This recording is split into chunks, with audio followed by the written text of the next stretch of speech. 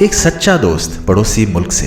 अहमद कराची में एक बुजुर्ग शिक्षक थे और विशाल दिल्ली में रहने वाला एक युवा कलाकार। उन दोनों की मुलाकात सन 2010 में एक अंतर्राष्ट्रीय शांति सम्मेलन में हुई थी, जहां उन्हें एक ही मेज पर बैठने का मौका मिला। शुरुआत में थोड़ी हिचक थी, पर जल्दी ही दोनों को एहसास हुआ कि उनके अंदर एक दूसरे के मुल्क के प्रति कोई द्वेष नहीं, बल्कि गहरा प्रेम और जानने की जिज्ञासा है।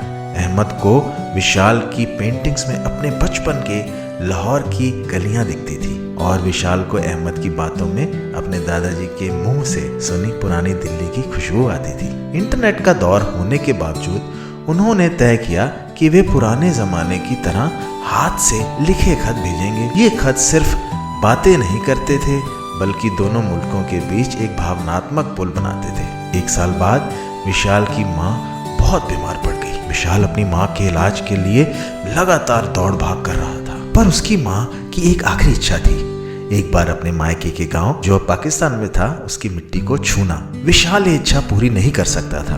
वीजा और लंबी प्रक्रिया थी और समय कम था। उसने उदासी में ये बात अहमद को खत में लिखी। अहमद ने जब ये खत पढ़ा तो उसकी आंखें भर आई। उसे लगा जैसे ये उसकी अपनी माँ की आखिरी इच्छा है।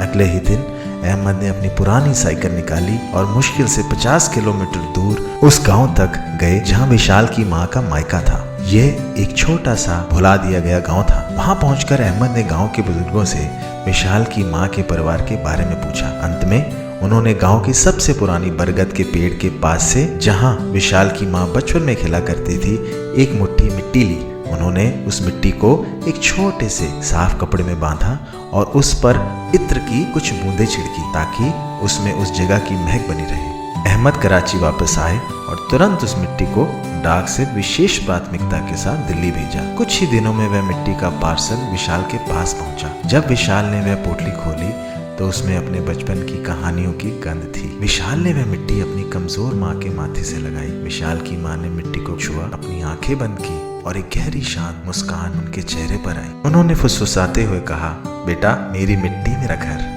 वह उसी शांति में कुछ देर बाद चल बसी। विशाल उस घटना के बाद कभी अहमद से मिल नहीं पाया, लेकिन वह मिट्टी की पोटली आज भी विशाल के घर में सबसे पवित्र जगह पर रखी है। ये कहानी सिर्फ 2 दोस्तों की नहीं, बल्कि प्रेम की उस शक्ति की है जो सीमाओं, धर्मों और राजनीतिक दूरियों को पार कर जाती है। अहमद ने विशाल के लिए जो किया वह सिर्फ एक दोस्ती नहीं थी, वह इंसानियत का सबसे बड़ा कर्ज चुकाना था। सच्ची दोस्ती सीमाओं में बंधी नहीं होती, वह तो दिलों में सांस लेती है। धन्यवाद दोस्तों।